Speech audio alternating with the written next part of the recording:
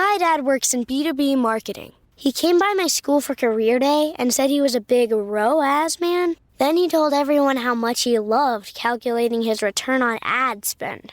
My friends still laugh at me to this day. Not everyone gets B2B, but with LinkedIn, you'll be able to reach people who do. Get a $100 credit on your next ad campaign. Go to linkedin.com/results to claim your credit. That's linkedin.com/results. Terms and conditions apply. LinkedIn, the place to be, to be. Hello and welcome back. Come sit for a spell and join me round the cauldron to talk witchcraft, paganism, and everyday life as a modern witch. I'm your hostess, Megan, a modern witch doing my best to live a magical life in this mundane world. So grab a drink and let's have a chat.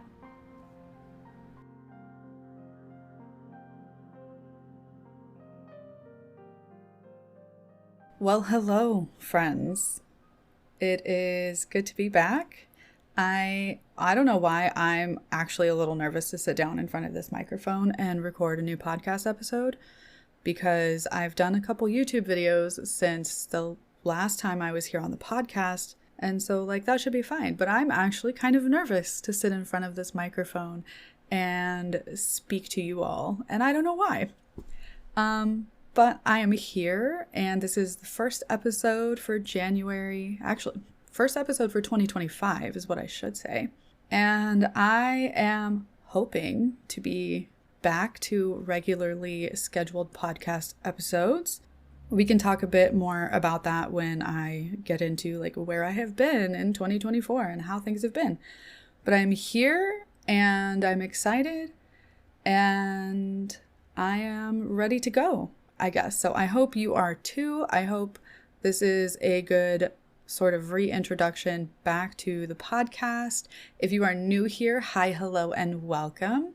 If you are coming back, thank you so much for sticking around in all of the craziness that has been my journey with this podcast and with the entirety around the cauldron since 2018. But I'm here, and today I want to talk about where I've been with 2024 in general, and sort of how my practice has evolved and grown in ways that I didn't really expect through this past year. Before we get into all of that, I do want to mention that I have reopened my shop. Very, very small. There's only a few things there right now. After the whole debacle with Etsy and them shutting down my shop for no reason, with no warning, and denying my appeal with no explanation, I decided to put a few things just on my website to anyone, or to be there for anyone who would like those things. So you can check them out on my website. You can go to shop.roundthecauldron.com if you want. There are a few crocheted things there, and I have a couple tarot readings available. Speaking of tarot readings, I have decided that all of my newsletter subscribers every month will have an opportunity to win a free month at a glance tarot reading done by me.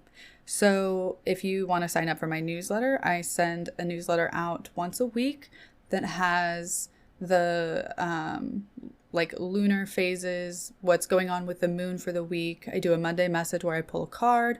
There's updates as far as my blog and channel goes and all of that stuff. But you can also enter to win a free tarot reading from me. Of course, there are stipulations to that, but everything is listed out in the newsletter. And I mean stipulations like legal stuff. You have to be 18. You have to, agree that the tarot readings are essentially for curios, and I'm not a professional lawyer or doctor or all of that stuff. It's all listed there. So if you want to sign up to get my newsletter, you can check the link in the show notes and go to my website or whatever.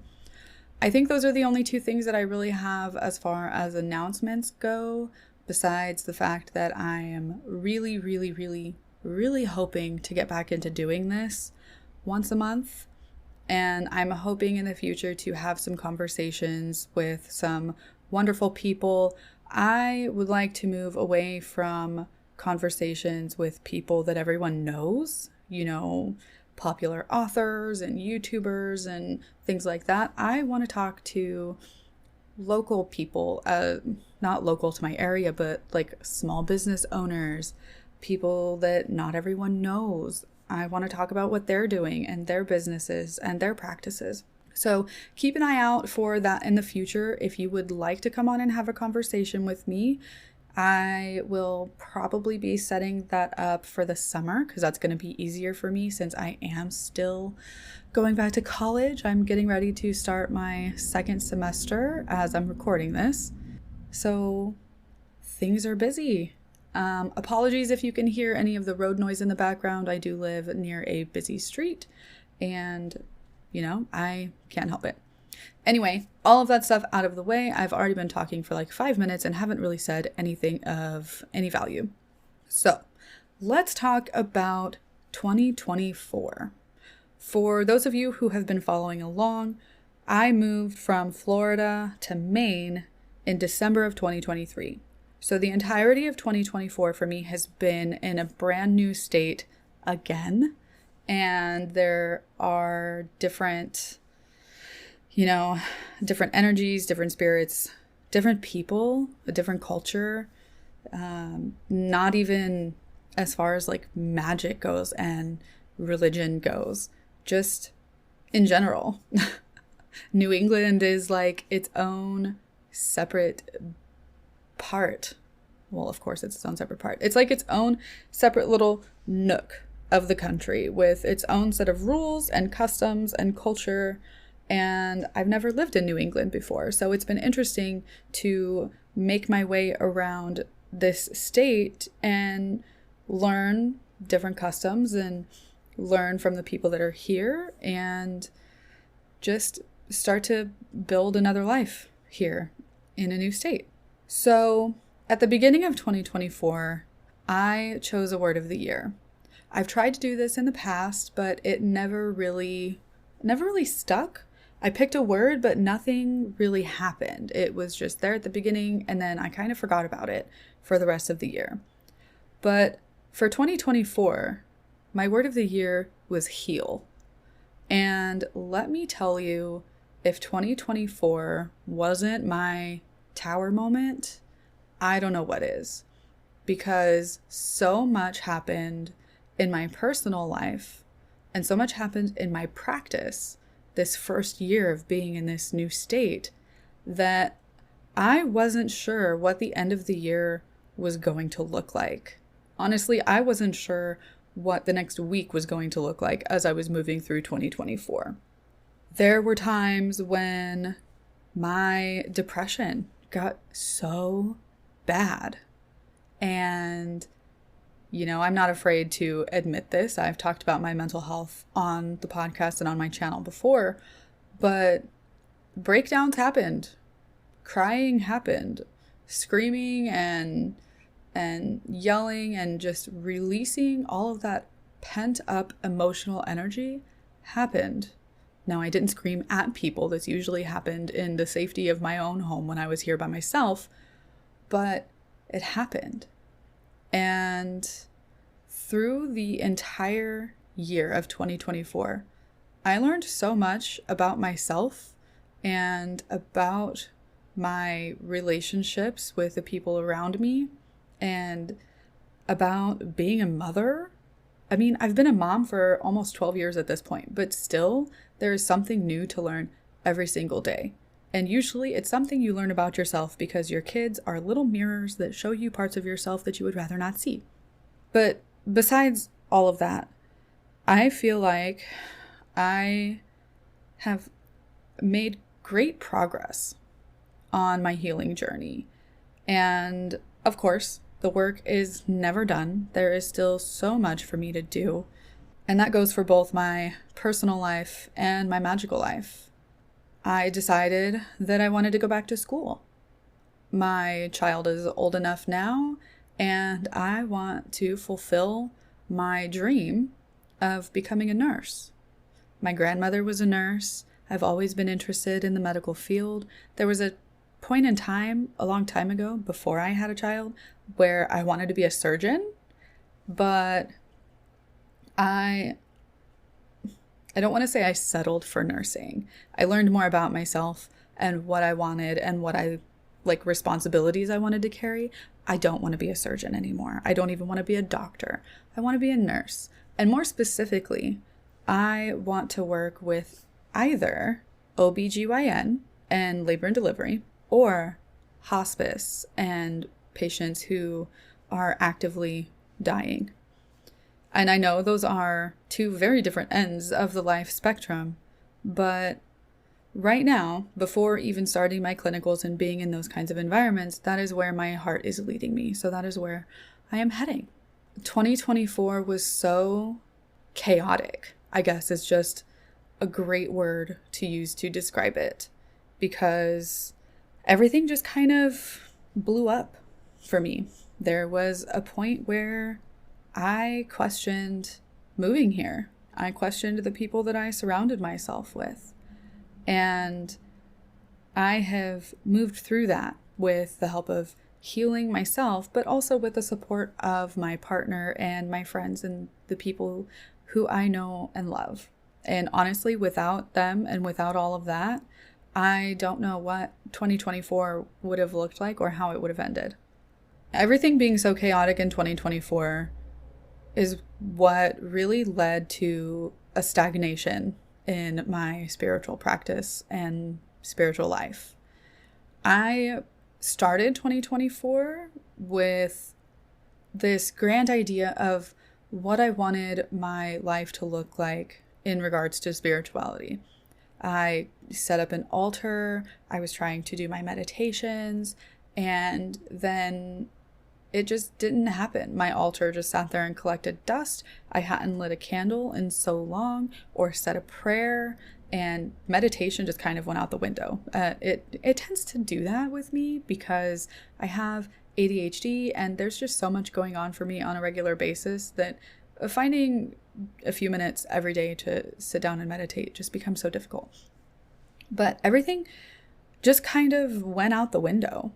I can't tell you how many spells I cast in 2024, probably less than I can count on my hands. Rituals didn't happen. Sabbats were acknowledged but not really celebrated. And working with the gods just stopped happening. I think my last interaction with any sort of spirit on an intentional basis was Imbolc last year, when I had kind of an intense experience with Bridget and the Kaliak. I don't want to go into it too much here because that's kind of a personal thing for my practice, but that's really all there has been. And I tried so hard in 2024 to make space for everything, but I feel like I was just trying to do what I felt like was expected of me as a witch. And those expectations they weren't put on me by anyone but myself, because I hold myself in a high standard, you know? I am a witch in my personal life, but I'm also a witch in my public life. I am online as a witch, sharing my experiences and my knowledge. It's kind of also what I do for work. I'm a community manager and content specialist for Spells 8, which is a fairly large online pagan community.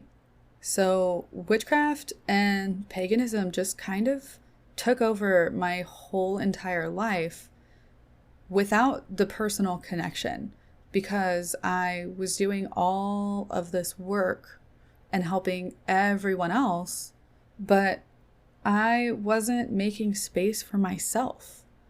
And 2024 really crumbled everything around me and showed me that if I don't make space for myself, then I'm just going to be miserable and I'm going to be kind of like a shell of the person I am capable of being.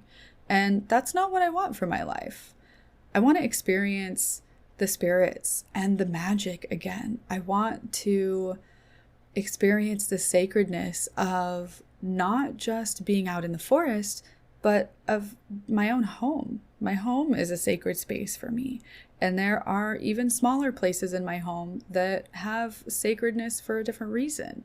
And it's interesting to look back on not just 2024, but the entirety of my practice. I discovered Wicca in my early teens, 13 years old, probably through Dorothy Morrison's book, The Craft, and something about Scott Cunningham. A friend of mine introduced me to Wicca through these books. And over the years, I have bounced around to so many different things, trying to find where I fit. And the problem that I'm finding is that I fit for a second, but once I settle in and try to get comfortable, I no longer fit. Wicca was good for me with the structure while I was learning about magic and witchcraft. And then I discovered that there was so much more out there that was open for me to learn about and experience. I researched and started working with the Greek pantheon of gods. I abandoned Wicca and went for a more eclectic practice. Then I found Celtic paganism and Irish polytheism, and that's kind of where I gravitated to. And it was great for the time that I was there. But something that 2024 showed me is that I don't fit in these spaces. Not because the spaces are unwelcoming, because they are. And not because the gods don't want me there. They don't mind. But because that's not where my spirit wants me to be. That's not where I, myself, feel like I fit. And it's been really difficult to get a handle on how all of this makes me feel, because I have been attached to different labels, especially online, because as a creator online, you kind of have to label yourself so that other people can find you and, show that or see that we share similar interests and discuss similar things and believe similar things. Having these labels ascribed to myself has become they've become kind of part of my identity.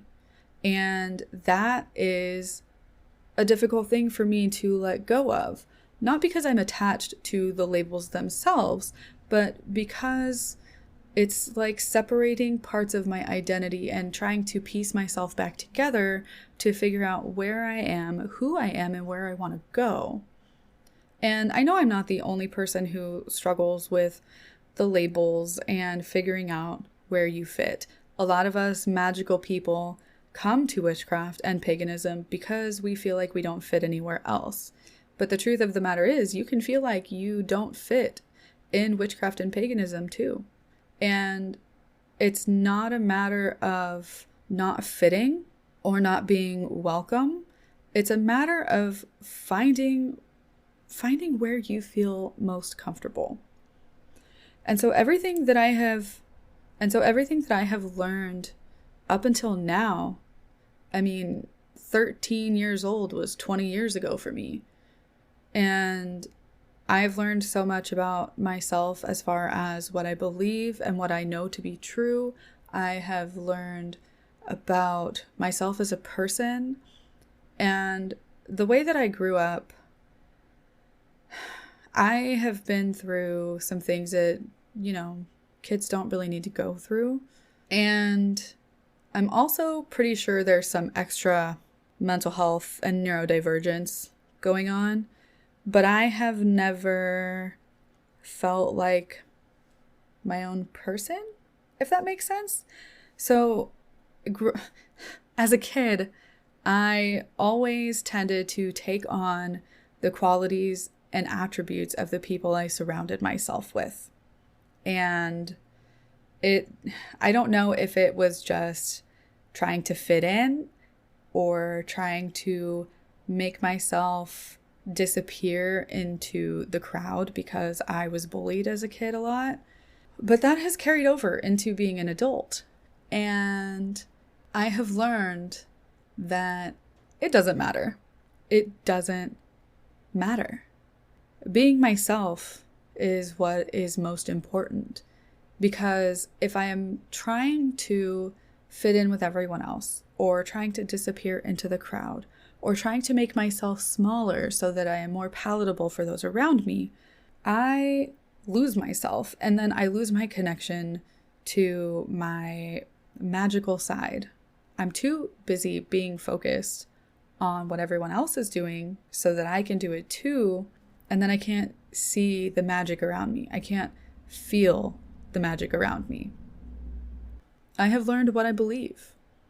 I have sat with myself and reflected and questioned my beliefs. I have an episode planned actually that I haven't seen anyone else do. Maybe they have and I just haven't seen it. But I want to sit down and talk about the things that I don't believe as a witch. The things that we see online that witches talk about or that New Age people talk about. I want to sit down and talk about that for me because I have learned a lot about myself and what I don't believe or hold true in my life and my magical practice.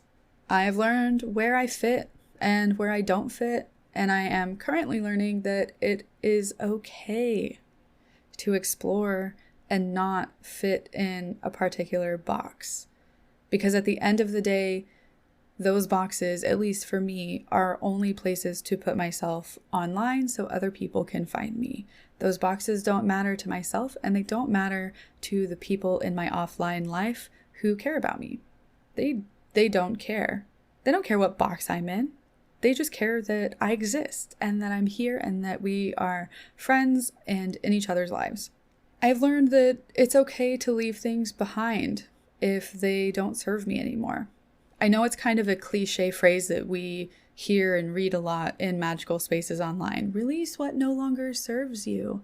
But do we actually do that when it comes to the things in our practice and in our spiritual lives?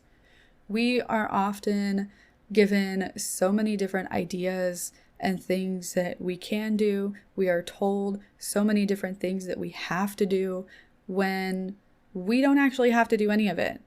If it doesn't serve a purpose in our lives in some form, then there's no need to keep it there. Let me give you an example. We see crystals all the time online in witchcraft spaces. And I have a small collection of crystals because I think they're pretty and I like to look at them and I like to hold them. I have one that I got from Cat Borealis from the Borealis Meditation podcast that is actually mahogany obsidian, and it was collected by her from Oregon, and I got it from her as a sort of way to connect back to a place that I loved living. But crystals don't really serve a purpose in my practice outside of the ones that I already have. I don't actively seek out new crystals. I don't always add them to my spell work. I generally don't carry them around with me. The crystals that I do have, I keep because I have a relationship with them and I have worked with them. But outside of that, if I didn't already have these crystals on hand, I would not actively seek out more crystals because it's not a big part of my practice and it's not something that I'm tied to. So if you feel like crystals, for example, if you feel like you have to have them for your spells or your meditations or what have you, but you feel absolutely no connection to them and you're just doing it because you think it's what you have to do, then just stop. There's no need for that. And a good way to test this out for yourself is if you have them and you use them on a regular basis, but you're not really sure if it's something that you're connected to and is something that is serving you, stop using them for a while.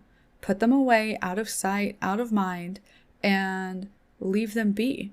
If you find yourself thinking about them or wishing you had one because it helped you in whatever way, then they probably have a place in your practice because you use them and you interact with them and they help you. But if you put them away and then you forget that they exist and you don't find yourself wanting to grab one or wanting to use one for something, then you can probably let them go and you don't need to worry about using them because that's what everyone else says that you need to do. If it doesn't work for you, it's okay to let it go. That leads me into something else that I want to talk about for myself, and that is paganism. Now, I don't know if I would stop classifying myself as a pagan because I do know the gods to be true. I do know the gods to be real for me in my life. But I have not actively worked with any deity or said any prayers since Imulg of 2024, when I had the experience with Bridget and Nikaliak. And it's been a hard thing for me to wrap my head around because I'm not sure if I am ready to let the gods go as far as not working with them and interacting with them or saying prayers or what have you. But I have to say that it's been almost a year since I have done any active deity work, and I haven't felt the pull to do any since. And as it stands right now, that's probably how it's going to continue unless I have some sort of experience that pulls me back in and reconnects me to the gods in a meaningful way. They are so much bigger than me. And sometimes I feel like, why would they care? I mean, maybe it is why would they care? Why would they help me? I haven't really fully fleshed out these thoughts, so you're getting them organically as they happen to me right in this moment. But I feel so small in comparison to the very large energy of the gods that it tends to be more about reverence and less about working together. But even still, I'm not feeling that connection to any of the gods right now. And it just has to be okay. So what I'm actually feeling more pulled to do is explore a more folk-based practice. More local, more regional, I should say. Because I don't know why. I didn't really feel this when I moved from Oregon to Florida. And I didn't feel this in Oregon either, though I feel like I did work closely with the spirit of juniper. Juniper was everywhere, and it's still one of my favorite plants. But I didn't feel like this living in Florida. And I'm wondering if it has to do with just the energy of the place that I live now. In relation to the history of the United States, Maine is relatively old. You know, my house is over 100 years old. The state itself is fairly old. But even before Maine was a state in this country, it has an older history. And I almost feel like it's the energy of the land here being more, not necessarily powerful, but more at the forefront, more apparent to me than any other energies and spirits that I have worked with in the past. And that is leading me to be a more folk-based witch. And I'm not sure if I would call myself a folk witch. Maybe that is a label that I can ascribe to myself, because it is a magic of the people, of the region that you live in and the people that you're around. But my current interests and my current pull is toward the land and to the area that I live in. So one thing that I really plan on exploring in 2025 is my local area, becoming more familiar with my region, the history of the land I live on, the waterways, the rivers and the lakes and the cycles and the weather patterns, all of that. And this is something that is kind of new to me. I explored a little bit when I lived in Florida and learned more about the area that I lived in and the different rivers and the bay and the ocean and whatnot. But my previous experiences and my previous practice hasn't set me up very well for being a local-based witch. Because starting out with Wicca in the way that I did, it was very much a universal scale, right? You have the goddess and the god and the energies of both working with the cycles of nature and the wheel of the year. There wasn't really room in my educating myself about regional practices as it related to Wicca. And since being out of school, since I have moved in all of these different places, I didn't have the benefit of taking those classes that you take in like elementary school or junior high and high school, where you learn about the place you live and the history behind the place that you live, different events and important locations. You know, I don't have that benefit because I was an adult living in these places. And so I have to educate myself when it comes to these topics. So my goal for 2025 is to learn about where I live. You know, I know the state that I live in and the town and the county, and I know all of that. I know a couple of rivers, I know a couple of lakes and the forests, but I don't know the history. I don't know anything about the indigenous peoples who lived here way back in history before Maine was a state. And I don't know about the indigenous people who live here today still. I feel like I would be doing a disservice to my regional-based practice if I did not make space and take the time to learn about the history of the land that I live on before it was colonized. Because the spirits of this place were here long before the settlers were, long before the colonizers were. And the indigenous people are the best source of information for what the land was like before then, before the houses were built, before industrialization, before the United States was the United States. That is going to be my focus. Now, I want to make it clear, because some people get this twisted and don't understand that you can learn about something for the sake of learning about it and not for the sake of incorporating it into your practice. I am not going out to learn about indigenous traditions so that I can then participate in indigenous traditions. I am learning about the indigenous traditions and indigenous beliefs for the sake of my own education, so that I can better understand the land I live on and the spirits that are in the area. I feel like I need to make that very clear, because I listened to a podcast the other day. Oh goodness, what is the name of the podcast? Let me find it really, really quick. It was a good podcast, and I will leave the information for it in the show notes if I can find it. Yes. Okay. So I listened to a podcast, the Magic Kitchen Podcast, season 8, episode 7. It's their 100th episode, but it was an episode with Lilith Dorsey. And it's so funny. They titled it Lilith Dorsey Saves the World. And in this podcast episode, Lilith Dorsey talks about how people have told them that they feel like they can't buy the books that they write on voodoo because they're white people. And Lilith Dorsey was like, well, no, I wouldn't write about it if I didn't want people to learn about it and understand it. That doesn't mean that you have to practice it and incorporate things into your own life, but learning about different things and educating yourself on different practices and different cultures helps to expand your mind and understand these people better.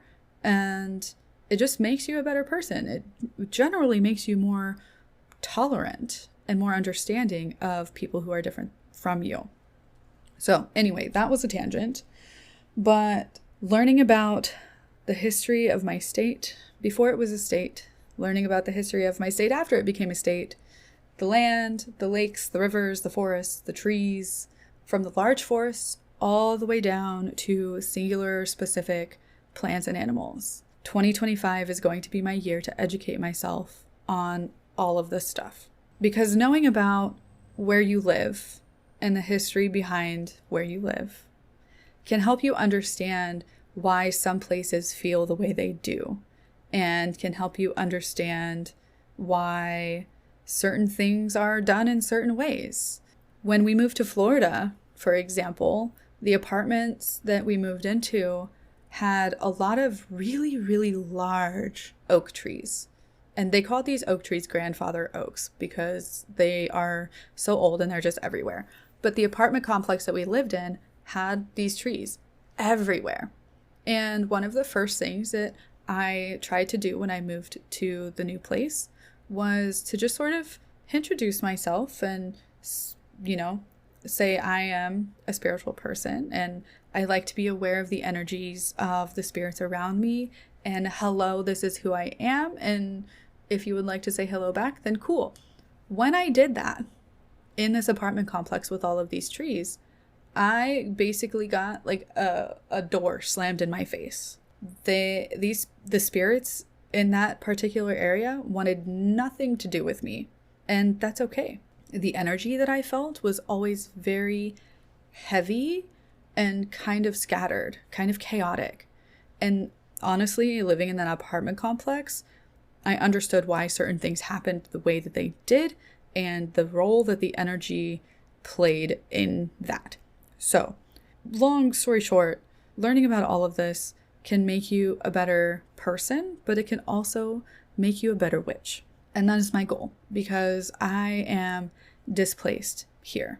Been here for a year, and I have experienced a full cycle of seasons, just kind of observing and not really making myself, not really inserting myself into the lives of the spirits that are here yet, because I am an observer, a respectful observer. But 2025, I would like to become a more active participant in the energy of where I live. That also leads me into my next point, my next focus, so to say, and that is on local community. And I don't mean local pagan community. I don't mean local witchcraft community. I mean literally my local community.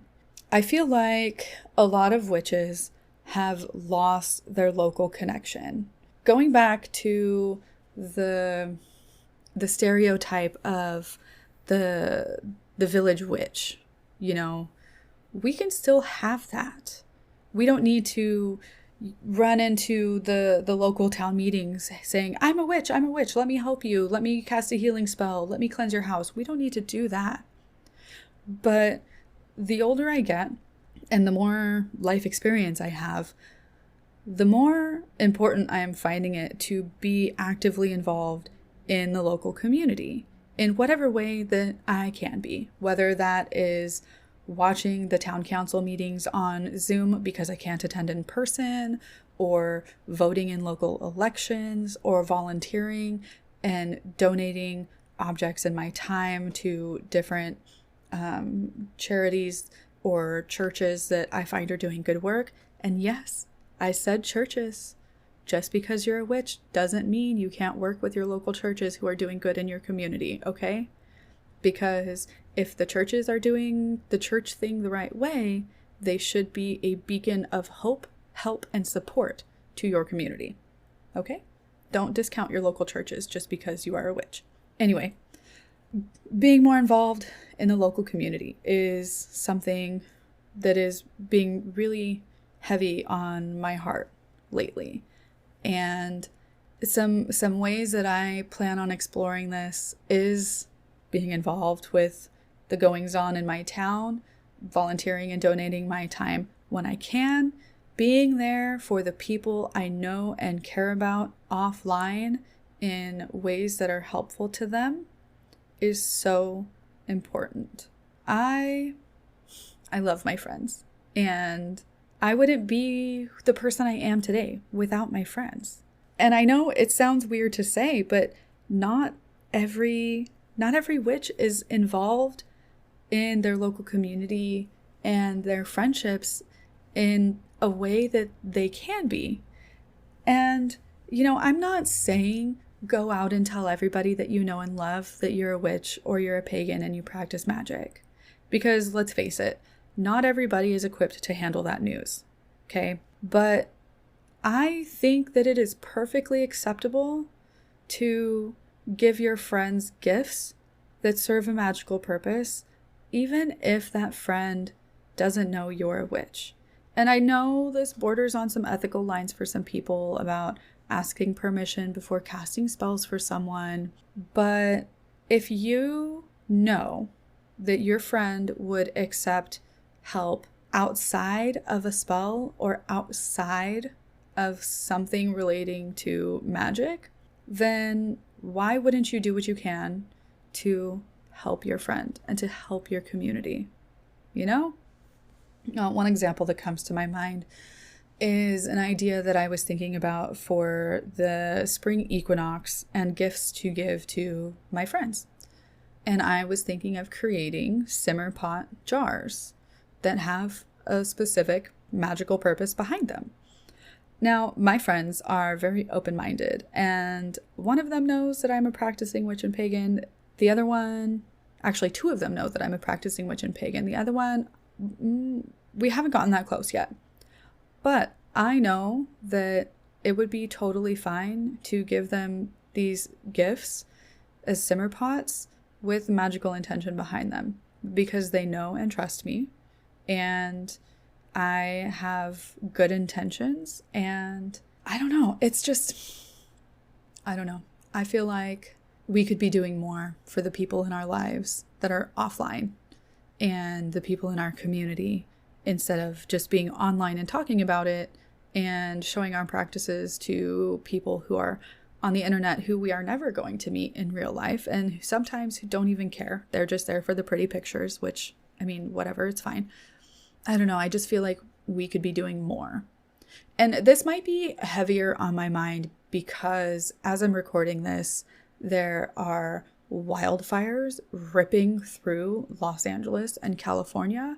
And someone in my family has been personally affected by these fires. And I know thousands of people who have lost their homes, who have been evacuated. And I'm not sure what could have been done to prevent the fires. I don't know what caused the fires. Living in California myself, I know that anything can start a wildfire. Most of the time, they're started by lightning.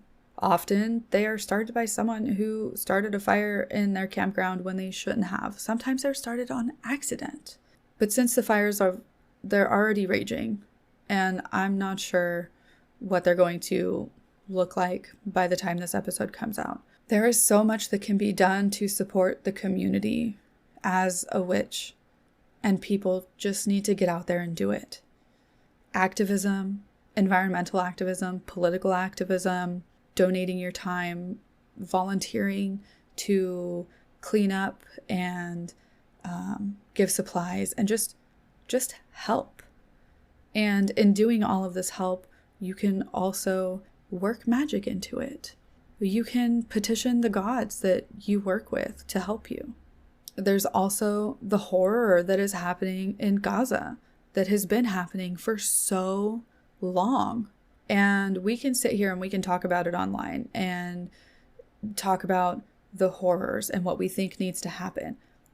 But are we doing anything about it? Are we actively doing anything about it in our personal lives? And we might feel powerless. I know I feel powerless about all of the horrible things that are happening all over the world all of the time. But am I doing something about it? I'm doing what I can. I'm sharing information with the people in my personal life. I am sharing information online when I can, when I know what the heck I'm talking about. I am educating myself on the horrors and the reasons behind what's going on. I am voting. That is very important. But as a witch, I can enhance everything that I'm doing with my magic and with the help of the gods if I so choose. So anyways, I went off on a couple, yeah, that's just how this first episode is going to go. All of that to say is get involved. I'm getting involved in my local community. I'm getting involved in the things that are important to me in the area that I live. because those are the things that are going to affect me on a daily basis. With that being said, now that we have gone into like the negative stuff, I want to talk about 2 books that I'm going to be going back to that helped me in the past and that I'm going to be revisiting. And the first one is The Witch's Path by Thorn Mooney, advancing your craft at every level. Thorn, everybody knows Thorn. She is an amazing witch. She's an amazing person. She has so much knowledge to share and so much wisdom to impart on the people who are there to listen. The Witch's Path is a book for the witch who has stagnated in their practice and who is kind of lacking that connection and the magical spark that they used to have for their witchcraft and their religion. I mean, literally on the back, it says, "Get unstuck, find inspiration, and take the next step on your path." Okay. So one thing that I really love about this book is the exercises at the end of each section. I'm going to flip through it, so you might hear some pages shuffling around. But at the beginning of the book, she discusses how she has broken down the exercises at the end of each chapter. She says, at the end of each chapter is a structured activity with modifications based on one of the 4 classical elements that serve as cornerstones to many types of witchcraft: air, fire, water, and earth. Are you a beginner looking to take your first steps? Look to air, the element of beginnings, the dawn, and the awakening of a new way of thinking. Are you an advanced practitioner trying to shake up the routine? Consider water, to go deeper, to uncover further mysteries, and to expand your experience. Are you just looking for easy ways to incorporate your witchcraft into a crowded schedule and build a routine? Fire will teach you quickness, efficiency, and an appreciation for getting straight to the point. Or are you dealing with burnout? Earth asks you to reconsider your foundations and examine what lies at the root of your practice. So one of my plans for 2025 is to reread the book itself and go through and do the exercises that I feel called to do. Reading that little paragraph about the way the exercises are structured, I am most likely going to focus on the earth exercises because that seems to be where I am right now. I'm looking for an example to see if I can give you a short blip or an idea of what these exercises look like. So chapter 6 is called Study, and the exercise is based around study skills. The earth exercise is about approaching your witchcraft and the things that you're studying with a beginner's mind, because those who are going through the earth exercises have been witches for a while, and it's been a long time since I've been a beginner and have approached anything with a beginner's mind. Thorne says to choose a beginner book that was written in the last 5 years and work through it with a beginner's mind. That means doing any exercises it contains too. It can be on any kind of witchcraft you like, but try to choose one that is circulating heavily on social media and seems to be frequently recommended to newcomers today.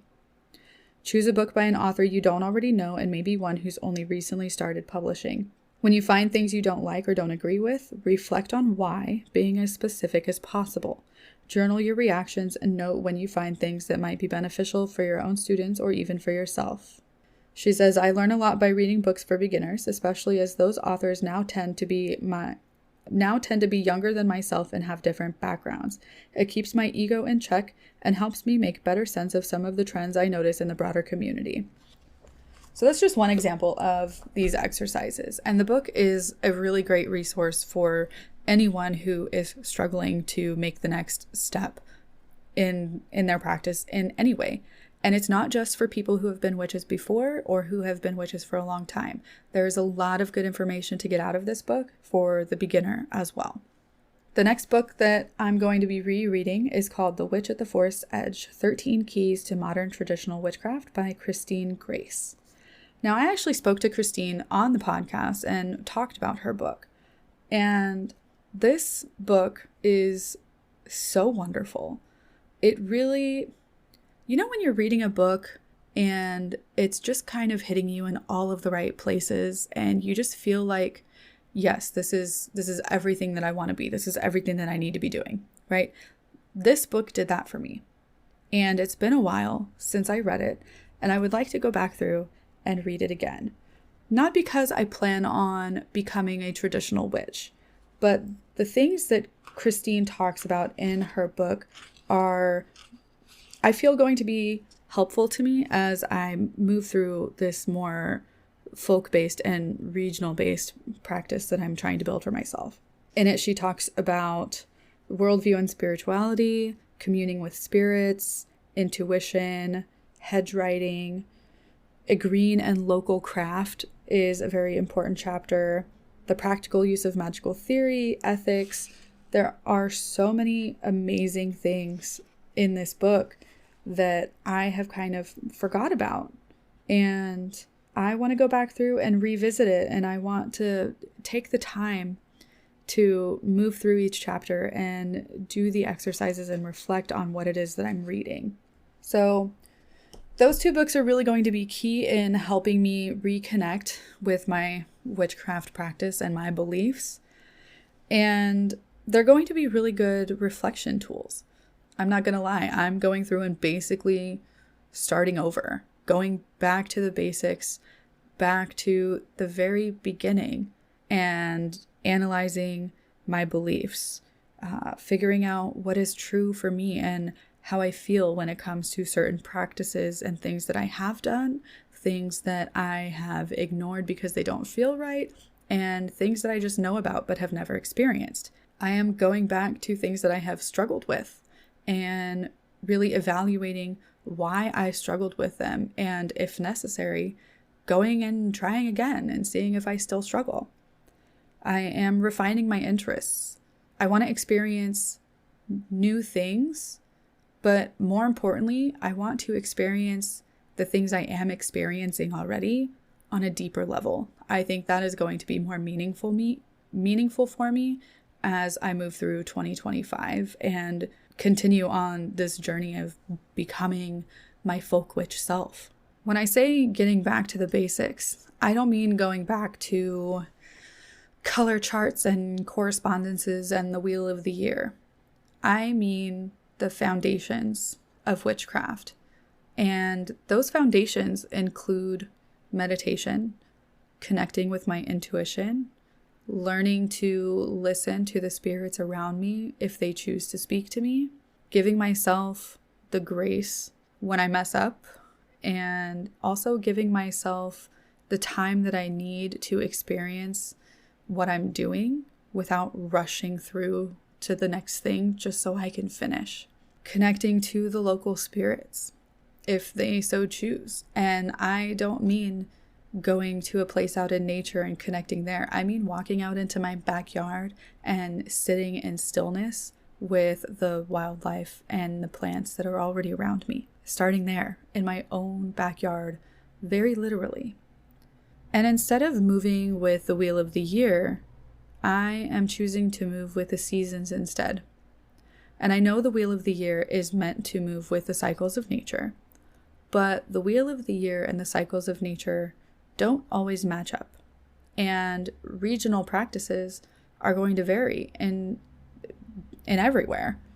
There are seasons here in Maine that don't exist in other places.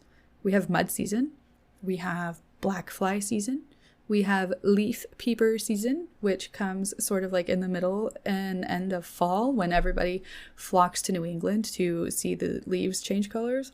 We have the first snow. We have the first thunderstorm.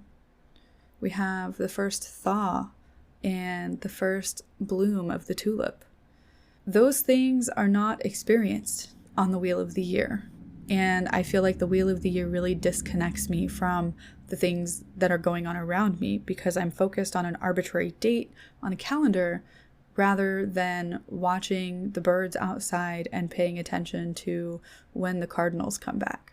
A lot of this is going to involve journaling, introspection, shadow work, releasing the idea of who I feel I need to be versus who I actually am, letting go of the way things are tied to my identity and different labels that I don't actually need to have. And a big thing is releasing this self-imposed pressure I put on myself to do things in a specific way and to do certain things. I don't have to do everything. And I know I already talked about this, but I'm just kind of reiterating it for myself because it is something that I need to continue to tell myself. I don't need to do everything. I don't need to believe in all of the things that other people believe in if they don't ring true for my own spirit. The last thing that I have written down here in my notes as far as fixing my issues, and I say fixing, but it's not broken. The last thing that I have written here is getting off social media as much as possible. Social media sucks the life out of everything. And now with generative AI and not knowing what is real and what is not, and who is real and what is written by AI, and it's so spiritually draining for me, and it's scary, honestly, not gonna lie. I actually have a whole other podcast planned about generative AI content farms and how that is affecting the online community. That's not what I'm talking about today, though, so let's leave it for that. If you want to hear that episode and you're not subscribed to the podcast, then you should subscribe. Anyway, social media is not fulfilling. Social media takes up brain space that we could be using for other things. It makes us compare ourselves to other people. And as much as we feel like we use it for inspiration, oftentimes that's not the case. We may find inspiration, but we only have it for a couple of seconds until we scroll on to the next thing and then we lose it. Now, obviously, that is not true for everyone, and I can't speak for everyone, but that has been my experience. Social media has been bad for my mental health, and I no longer have social media pages for Round the Cauldron. I lied. I have one, but even then, it's new, and I'm not really feeling like I'm going to spend a lot of time there, and I might even delete the account, and that's on Blue Sky. I don't have a Facebook page for Round the Cauldron anymore. I deleted my Instagram. I removed a TikTok from my phone. I do still have a personal Facebook, but, I have family all over the country, and that's one of the ways that we stay in touch. But social media is bad for my mental health. It's bad for my practice because it removes a lot of the authenticity, I feel. We get online and we see all of these other witches doing amazing things, but sometimes they're not actually. Sometimes it's just for the picture.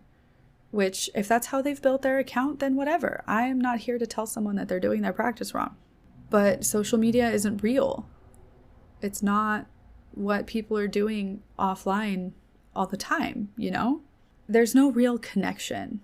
And I think that is a lot of what I miss from social media in the past. It's not social anymore. It's let me sell you this thing, or let me tell you about this thing, or here, let me throw all of these ads in your face. Now, don't get me wrong. I am here on the internet wanting you to listen to my podcast and watch my YouTube videos and visit my website because I feel like I have things to say, but that's not the be-all end-all of my existence. And if I'm on social media, that is where my existence tends to be, and I don't want it to be there. So yes, getting off social media as much as possible and staying off social media because that just tends to make my brain very happy. The only thing that I really have that I would consider social media is Discord. I have a Discord server for my members on YouTube. Honestly, there's only 3 members on my YouTube channel, and there's only 2 of us in the Discord server. It's not very active. It's not active at all. But it is there for people who want to use it if they are a member of my channel. That's about it. Other than that, it's just witching in my daily life. I feel like I need to pick a word for 2025. When I was thinking about this at the beginning, I felt like I wanted to choose the word gratitude.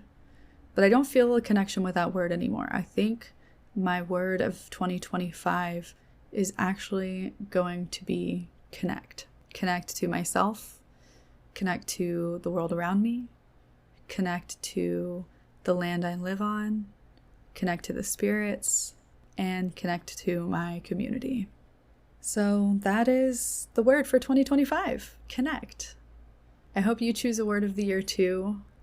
I hope that my ramblings in this first episode for 2025 have been helpful. And if they haven't been helpful, maybe they've been entertaining. Maybe they've given you something to think about. But that's where I am right now. And I'm excited to see where 2025 takes me. Thank you so much for listening to today's episode. If you enjoyed it, please subscribe and leave a review on your favorite podcast app. If you want more magical goodness, be sure to check out my blog, subscribe to my YouTube channel, and sign up for my newsletter. I also have an online shop where you can purchase my crochet work or buy a tarot reading from me. All of the links are in the show notes. The music you hear in the intro and outro is called Surrender by Asher Fulero, and it's found on YouTube. Once again, thank you so much for listening, and I will talk to you next time.